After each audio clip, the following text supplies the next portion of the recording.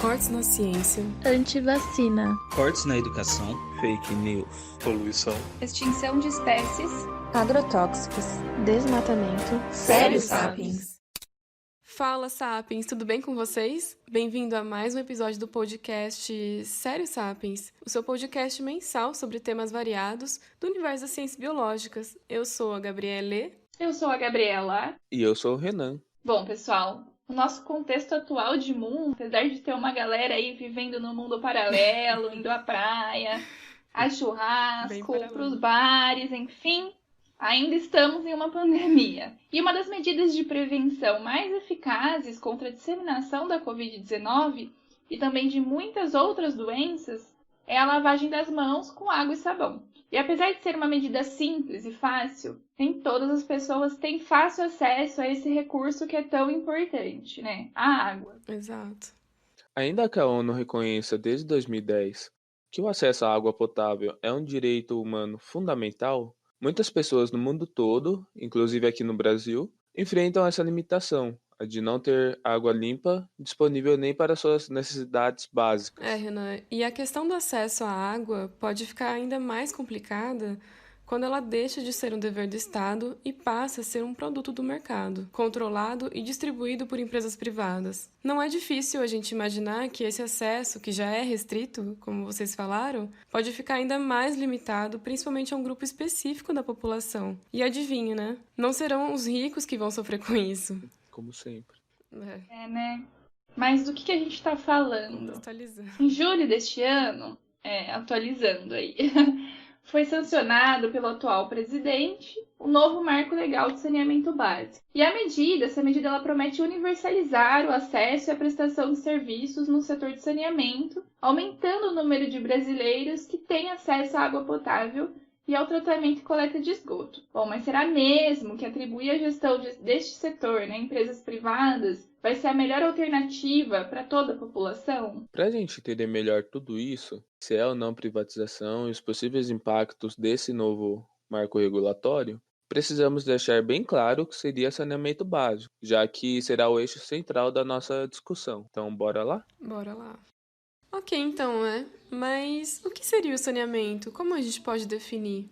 Segundo a lei que regulamenta a Política Federal de Saneamento, podemos definir como o conjunto de serviços, instalações e infraestrutura de abastecimento de água potável, esgoto sanitário, limpeza urbana, manejo de resíduos sólidos e também o manejo e drenagem das águas pluviais urbanas, que seria nada mais nada menos que as águas das chuvas. Exatamente, Gabi. Segundo a Associação Brasileira das Concessionárias Privadas de Serviços Públicos de Água e Esgoto, atualmente a gestão desses serviços é feita, em sua maioria, por companhias municipais ou estaduais, mas uma pequena parcela de cidades brasileiras, aí aproximadamente 6% delas, é atendida por empresas privadas. Essas companhias executam serviços de acordo com o Plano Municipal de Saneamento Básico, que é obrigatório para todos os municípios e é elaborado pelas suas respectivas prefeituras. É através desse plano municipal, o PMSB, não confunda com aquele partido lá, tá? Por favor. Sim, mas é através dele que, desde 2018, os municípios justificam o recebimento de recursos da União para o investimento na área de saneamento. Quando a gestão desses serviços é feita de maneira eficiente, ela acaba resultando em diversos benefícios para o município, como podemos citar aqui: a redução das desigualdades sociais, prevenção de doenças, conservação do meio ambiente, desenvolvimento econômico, entre muitos outros. Mas também é importante ter bons indicadores de saneamento básico. Esse é um fator fundamental para um país ser considerado desenvolvido, por exemplo.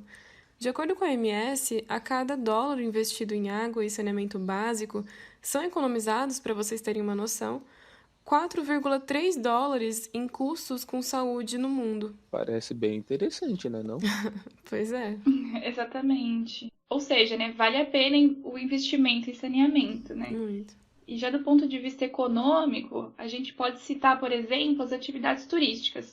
O desenvolvimento desse setor ele é fortemente comprometido em regiões em que não há coleta e tratamento de esgoto ou de água tratada. A contaminação dos corpos d'água por esgoto pode inviabilizar por completo o potencial turístico de uma região. Quem aí não se importa com a qualidade da água quando vai viajar, quando vai pra praia? Acho que todo mundo, né? Precisamos também lembrar dos alagamentos. Apesar de talvez não parecer tão óbvio, mas a drenagem das águas pluviais urbanas e o manejo dos resíduos sólidos também fazem parte do sistema de saneamento básico. A destinação incorreta do lixo e a falta de estruturas adequadas, como galerias e bueiros, são fatores que contribuem para as inundações das cidades.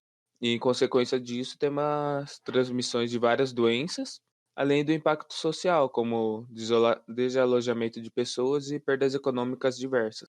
A gente tem visto isso todo início de ano, né, gente? Todo janeiro a gente tem essas notícias passando aí sobre as inundações nas cidades por conta das chuvas extensas, né? Acho que fica claro, depois de tudo isso, a importância do saneamento básico Sim. e como ele impacta em diversos setores do país. Mas será que a gestão dos recursos hídricos no Brasil é algo simples de ser feita? Spoiler, né? Eu acho que não. Se a gente está discutindo isso tendo um podcast, eu acho que deve ser algo um pouquinho complicado. Eu acho que não também. Mas agora a gente vai entrar então um pouco nos desafios desse tema. Gabi, então é importante a gente dizer, né, que uma estrutura precária de saneamento se torna um dos grandes promotores de escassez de água. Justamente por isso, os Objetivos do Desenvolvimento Sustentável das Nações Unidas colocou a universalização do saneamento como uma das principais metas de conservação da água. Segundo a Agência Nacional de Águas, também conhecido como ANA, mais de 35 milhões de pessoas ainda não têm acesso à água tratada no Brasil. Dá para acreditar nisso? Logo nós, né, que somos famosos pela abundância de água, é Sim. quase um paradoxo. E além disso, o sistema de abastecimento de água gera uma porcentagem altíssima de perdas devido a questões como vazamento. E a má gestão do tratamento de esgoto compromete mais de 110 mil quilômetros dos rios brasileiros que recebem esses dejetos. O Sistema Nacional de Informação de Saneamento aponta que o Brasil trata menos da metade do seu esgoto. Pois é, Renan. A segurança hídrica existe quando há disponibilidade de água em quantidade e qualidade suficiente para atender às necessidades humanas e econômicas e também a conservação dos ecossistemas aquáticos, considerando sempre as épocas de cheia e secas. Porém, entretanto, todavia, né? Os dados de 2018 demonstram que cerca de 40% do território nacional possui níveis de ameaça dos corpos hídricos de moderado a alto, e a região Nordeste apresenta nível crítico de segurança hídrica. No mínimo, preocupante, né, Sapiens? Bem preocupante. E além da questão do saneamento, né, existem outros fatores que prejudicam o abastecimento hídrico do país. O mapeamento do Ministério do Meio Ambiente, ele mostra que os principais desafios relacionados aos recursos hídricos são, e aí se preparem para a lista, Nem um pouco. Expansão da geração de energia elétrica na região norte, expansão da fronteira agrícola na região centro-oeste, déficit hídrico nas regiões nordeste e sul e poluição hídrica na região sudeste. Ou seja, os desafios não são poucos. A expansão agrícola, além de ser a maior utilitária da água no país, ainda apresenta a problemática do uso inadequado do solo. No Centro-Oeste, por exemplo, a região que é conhecida como Berço das Águas por causa do cerrado e da grande quantidade de bacias hidrográficas que tem ali, a agropecuária é responsável por devastar a vegetação nativa que protege o solo, ocasionando assim a diminuição na vazão dos rios e a escassez de água para abastecimento urbano. E esse desmatamento, ele acaba impactando tanto a frequência das chuvas, como a gente tem visto, quanto também a capacidade do solo de absorver e armazenar água no subsolo e devolvê-las então depois para os rios, de forma que passamos a ter rios com menos águas e mais assoreados. E por possuir cerca de 12% da disponibilidade de água doce do planeta, né, o Brasil ele sempre teve essa fama de possuir uma quantidade infinita de água disponível. Cenário que estamos presenciando ser bastante equivocado, né? Já contamos com escassez hídrica, desaparecimento de nascentes e poluição de água em diversas áreas. Temos também a avaliação do relatório Água, Biodiversidade, Serviços Ecossistêmicos e Bem-Estar Humano no Brasil, que diz que é necessário solucionar a crise da água através de 6 meios. E dentre eles, a gente pode citar a expansão da infraestrutura para coleta e tratamento de esgoto, a recuperação e restauração da vegetação no entorno dos corpos d'água. Também a destinação adequada dos recursos sólidos e diminuição da produção de resíduos, e também um aumento do controle de fontes poluentes. Temos também a proteção das nascentes e o combate à erosão e à desertificação, por meio da redução do desmatamento e recuperação de áreas já desmatadas. E acho importante a gente pontuar, né, já trazendo a discussão para um contexto bem atual, que a gente tem visto, né, as queimadas aí em diversas regiões do país, e isso provavelmente vai acentuar aí muito os problemas relacionados à crise hídrica. Com certeza. E somado a tudo isso que a gente comentou aqui, nós sabemos também que o Brasil ele necessita de uma complexa gestão e logística de abastecimento de água, visto que a disponibilidade desse recurso nas regiões não é equilibrado com a demanda, né? E grande parte desse recurso, ele está concentrado em regiões onde há menor quantidade de pessoas, se a gente for ver. Boa observação, Gabi. Sim. E foi por causa de todo esse cenário que a gente viu até o momento, né, que se criou o argumento da necessidade de um novo marco regulatório do saneamento, que agora a gente vai falar um pouquinho daqui pra frente. Agora começa a treta, né? Mas esse contexto, ele era necessário pra gente poder entrar nesse tema, né? Bom, agora entrando, então, no novo marco regulatório, de fato, né?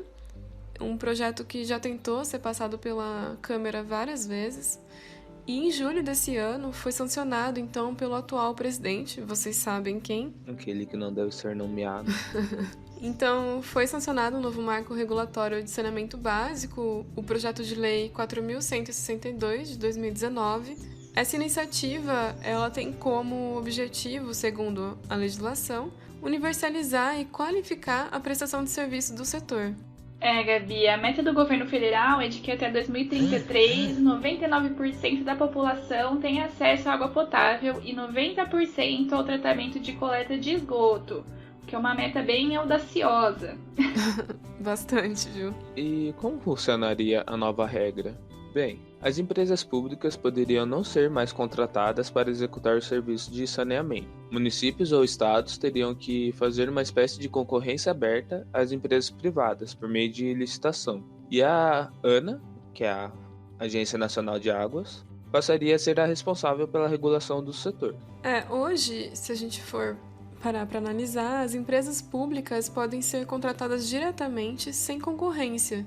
Atualmente, somente 6% das cidades brasileiras têm seu sistema de água e esgoto administrada pela iniciativa privada. Esse cenário mudaria mediante o novo marco, pois após um período de transição, todos os contratos estariam sujeitos à concorrência, a não ser que as estatais já contratadas apresentassem um plano administrativo que seja lucrativo pelos próximos 30 anos, ou seja... Pois é. E o Ministério da Economia ele também passa a poder indicar nomes de servidores, de órgãos e também entidades da administração pública federal para a Agência Nacional das Águas, que estarão encarregados de tarefas como fiscalização, regulação e controle do uso dos recursos hídricos, desenvolvimento de projetos de conservação e despoluição das bacias hidrográficas e também desenvolvimento de pesquisa. Eles poderão interditar estabelecimentos, instalações ou equipamentos quando necessários, apreender bens ou produtos e até requisitar do auxílio de força policial quando necessário. E aí, nesse contexto, vale ressaltar também que caberá à ANA alertar para situações de escassez quantitativa ou qualitativa de recursos hídricos em rios do território nacional. Outro ponto que mudaria seria a integração do saneamento com outras políticas públicas, como o desenvolvimento urbano, proteção ambiental, combate à pobreza. Renan, e o marco define também, gente, a erradicação dos lixões de forma que as prefeituras promovam a destinação inteligente dos resíduos. Todos os municípios, nesse caso, precisariam apresentar um plano para acabar com os lixões com prazo até o último dia desse ano. E o financiamento seria feito, então, eventualmente, com a demanda de taxas de cada município. E o problema dos lixões deveria, então, ser resolvido até 2024. Audacioso, será mesmo? Bom, mas então por que essa lei, né, está sendo discutida bem agora? A eficiência, né, das estatais, elas vêm sendo questionadas já há tempos. Segundo dados do Sistema Nacional de Informações sobre Saneamento, metade da população brasileira não tem acesso ao tratamento de esgoto e 16% dela, quase 35 milhões de pessoas, sequer têm acesso à água tratada. É um absurdo. Muita coisa. E a universalização desses serviços é algo que já era para ter sido alcançada há muito tempo. Porém, até hoje a gente segue nesse mesmo cenário. Um dos motivos que é apontado pelos especialistas é que seria os baixos investimentos nesse setor. Exatamente. E apesar de somente 6% das cidades contarem com empresas privadas, os investimentos delas acabam totalizando Sim. 20% do total. Bastante, se a gente for ver. Logo, nessa lógica, se precisarmos de maiores investimentos, eles poderiam vir da iniciativa privada, né? Tá parecendo aquele discurso dos ovos da galinha de ouro. Bom, gente, então tudo parece muito lindo, muito bom, mas existem muitos questionamentos a serem levantados, né? Principalmente em relação às populações que estariam mais vulneráveis a essa iniciativa privada. Bom, agora a gente vai discutir melhor essas questões, né? As controvérsias do novo marco. Aguentem aí. Eu estou sentindo uma treta! Aguenta coração. O assunto é complicado e apresenta muitas controvérsias.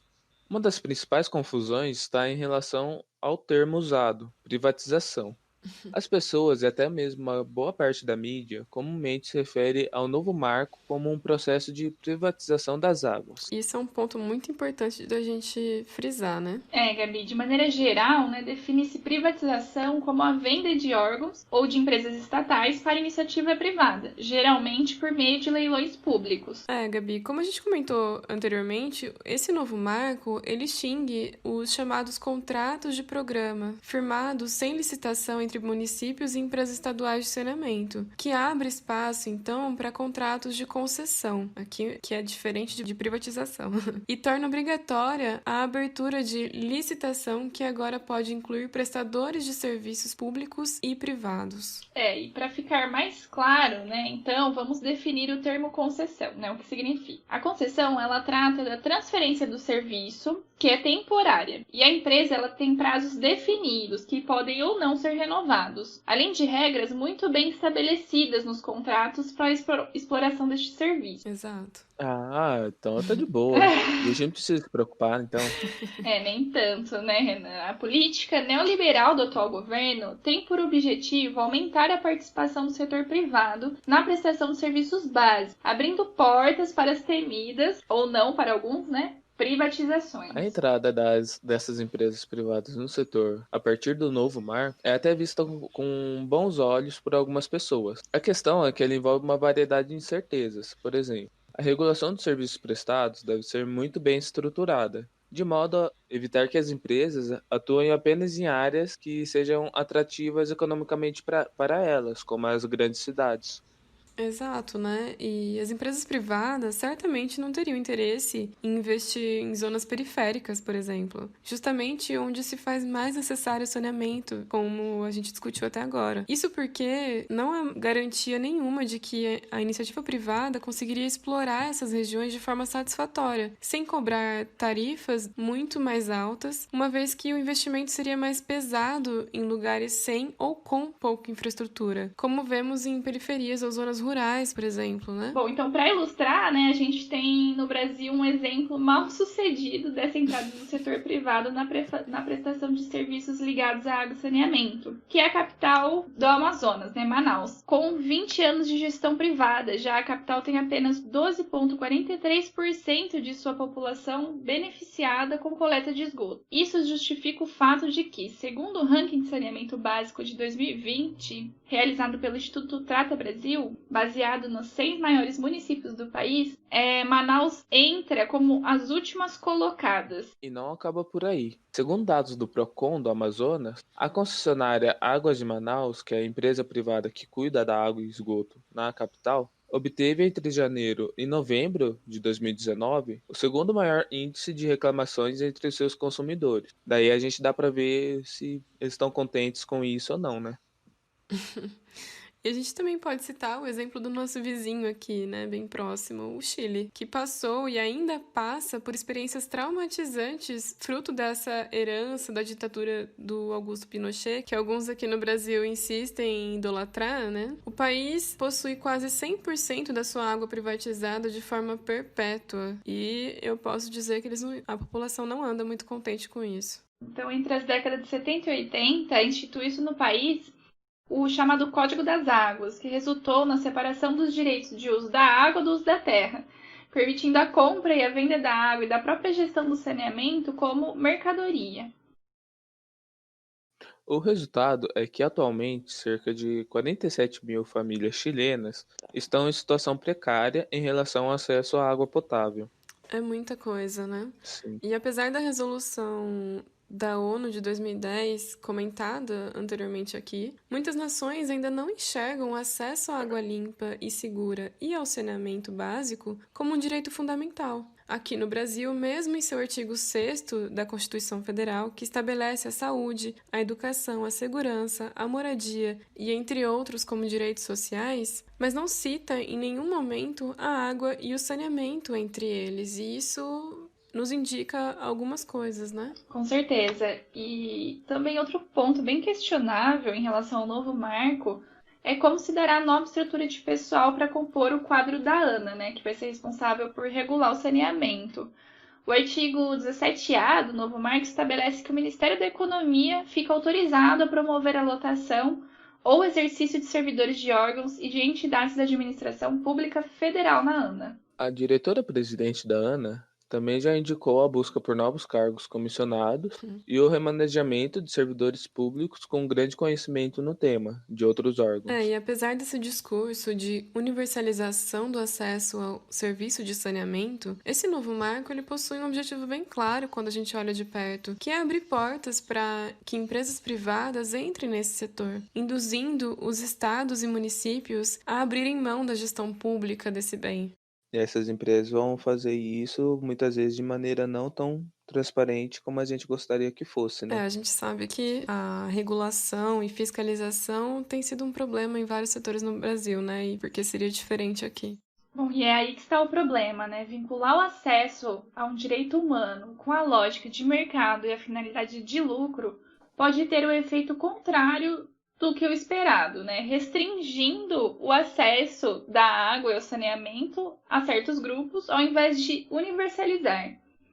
E esse é um modelo rejeitado ao redor do mundo, né? E o Brasil tende a insistir nesse modelo. A Europa mesmo, por exemplo, acabou restatizando o setor há algum tempo. E todos esses dados, essas informações nos fazem refletir.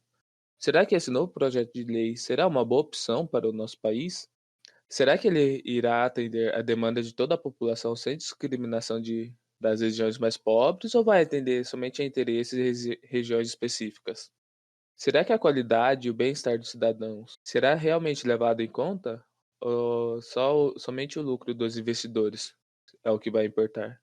São bons pontos a serem questionados, né? Alguns autores mostram que lugares que optaram para a abertura ao capital privado não produziu resultados substancialmente diferentes das demais empresas na universalização da cobertura e redução do déficit de saneamento, como a Gabi citou ali o exemplo da Europa. Embora a rentabilidade delas, quando analisada, tenha sido muito mais alta, perdendo, só para a gente ter uma noção aí de comparação, perdendo apenas para o setor financeiro, como os bancos. E eles explicam também que a opção preferencial pela remuneração dos acionistas no economic case, dividendos, interferiu nas decisões de investimento na ampliação da cobertura, por exemplo. Um ponto sábio também trazido pelos pesquisadores da Fiocruz foi de que a pandemia evidenciou que não se pode deixar a vida humana nas mãos do mercado.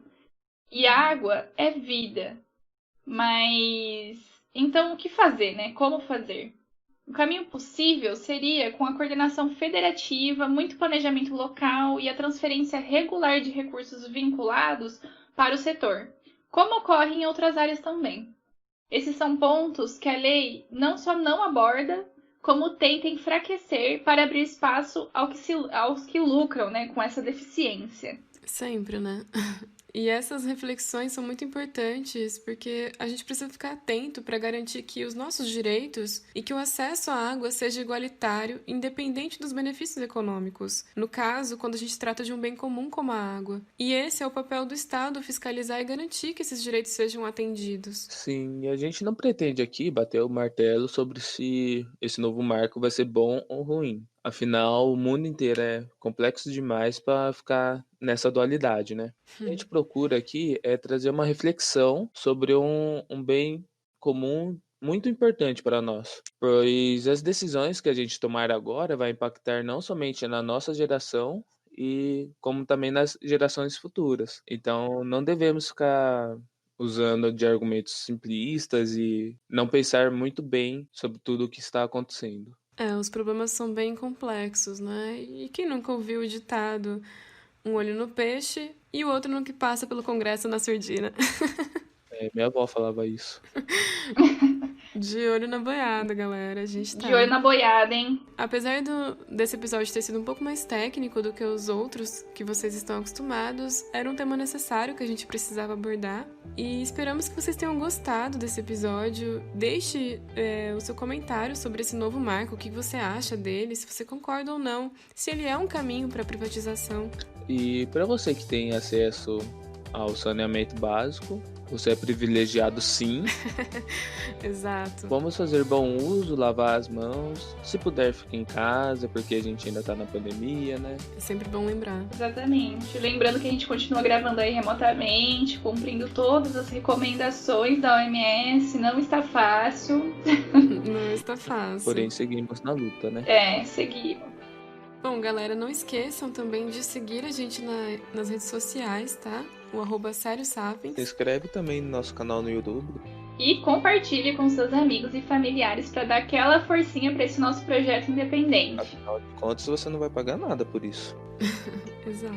Bom, é isso, galera. Um bom dia a todos que estão nos ouvindo. Boa tarde. Boa noite e boa madrugada.